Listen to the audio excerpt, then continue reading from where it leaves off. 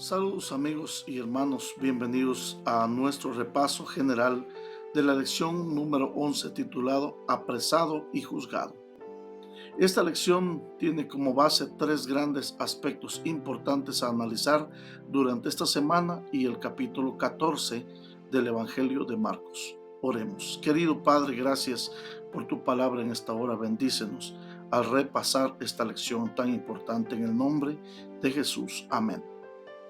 Marcos 14 se refiere al complot para matar a Jesús. El autor del Evangelio es explícito al mencionar que este plan venía gestándose algunos tiempos atrás para llevarse a cabo.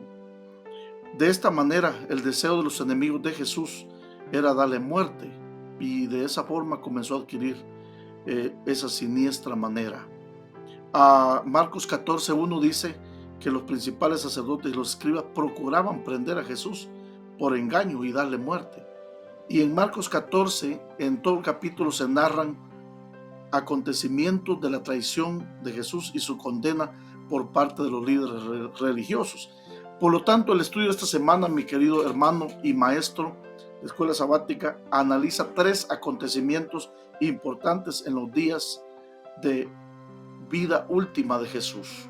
El primero es la unción de Jesús por parte de una mujer quien lleva un perfume muy costoso. Segundo, el abandono de Jesús por parte del apóstol Pedro.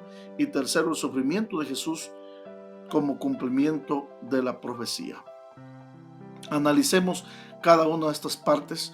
Y Marcos 14, 1 al 11 es la primera perícopa o sección del capítulo que narra explícitamente cómo introduce estas dos escenas con tres personajes o grupos de personas diferentes. En primer lugar estaban los sacerdotes y los escribas. En segundo lugar, una mujer no identificada. Y en tercer lugar, los discípulos y Judas Iscariote. Estos tres son los protagonistas de estas historias. Y encontramos entonces la segunda historia tipo literaria, emparedado o sándwich. Emparedado porque está cubierta por una historia y una intermedia.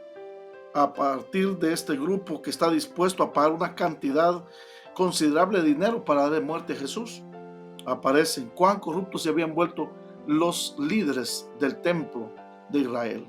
Aquí encontramos de manera muy especial, mis hermanos y amigos, el trabajo de Cristo Jesús y especialmente su repugnante declaración cuando dijo: mi casa, es decir, el templo, la han hecho cueva de ladrones.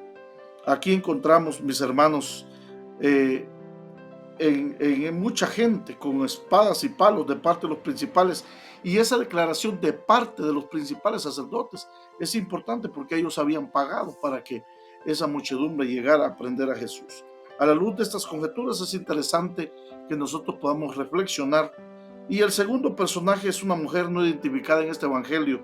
Por supuesto que sí está identificada en los otros evangelios, que aparece y está dispuesta a destinar una cantidad exorbitante de su propio capital de dinero para comprar un perfume costoso y darlo a Jesús. Compró un perfume muy caro para derramarlo sobre su cabeza y los pies de él.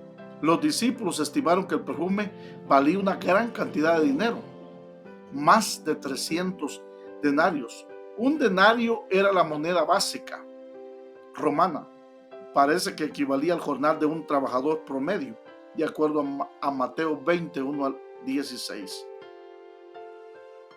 Sobre la base de esta información, nosotros podemos deducir que la mujer aproximadamente gastó una cantidad equivalente al salario de un día por un año total de trabajo. Tal vez lo había ahorrado, suma que equivale a unos 365 jornales de un año, de un día por todo un año.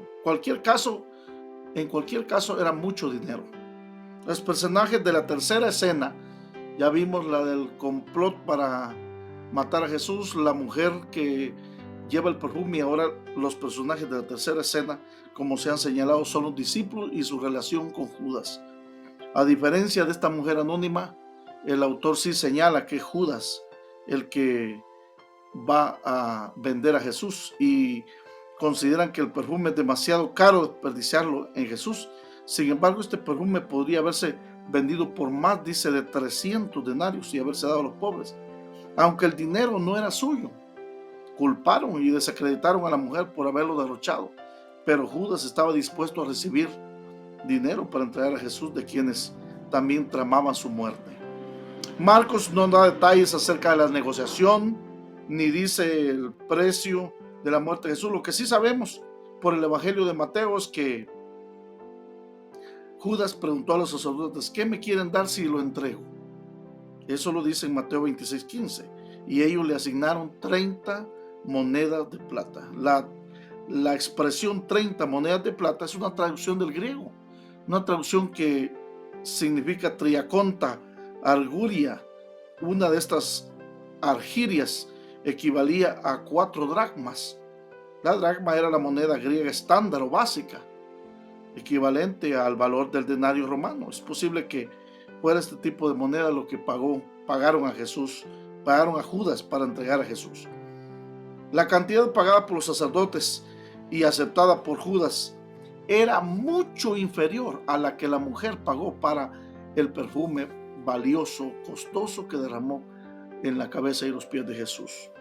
Definitivamente, mis hermanos y hermanas, esto demuestra el contraste interesante, maravilloso del evangelista Marcos. El personaje de las escenas que nos ocupan en Marcos 14, el último personaje es el apóstol Pedro. El apóstol Pedro, que en capítulos anteriores había desempeñado un papel muy activo, ahora le dice a Jesús en Marcos 14:31, él con mucha insistencia le dijo a Jesús: aunque tenga que morir contigo, no te negaré. Y esto es lo que aparece, pero no pudo cumplir la petición que hizo Jesús cuando Jesús les dijo: velen y oren, en Marcos 14:38. Más tarde el apóstol Pedro intervino, y cuando las personas y los soldados llegaron para prender a Jesús, él con su espada le cortó la oreja a Malco, siervo del sumo sacerdote. Otra escena en la que aparece Pedro es en el episodio en el que Jesús es conducido ante el sumo sacerdote y se puso a seguir a Jesús de lejos. Más tarde, confrontado por quienes lo desenmascaran como uno de los seguidores de Jesús, él dice: no conozco a ese hombre, disculpe, no lo conozco. Finalmente, el capítulo registra el amargo llanto del arrepentido discípulo, el apóstol Pedro, por haber negado a Jesús 3 veces antes que el gallo cantara. La descripción del apóstol Pedro en este pasaje es un retrato de la experiencia en 6 escenas de muchos de los seguidores de Jesús en nuestra actualidad. Un momento podemos ser paladín brillante, en algún momento podemos nosotros andar bien y luego negando a Jesús. La experiencia de Pedro se repite una y otra vez hoy día, una y otra vez. Mientras tanto se analiza esta lección, pidamos a nuestros alumnos: ¿por qué consideramos que derramar el perfume sobre Jesús fue un desperdicio? ¿Por qué llegaron a la conclusión los discípulos en este asunto tan importante? A la luz de este análisis, hagamos el contraste entre Judas y la mujer.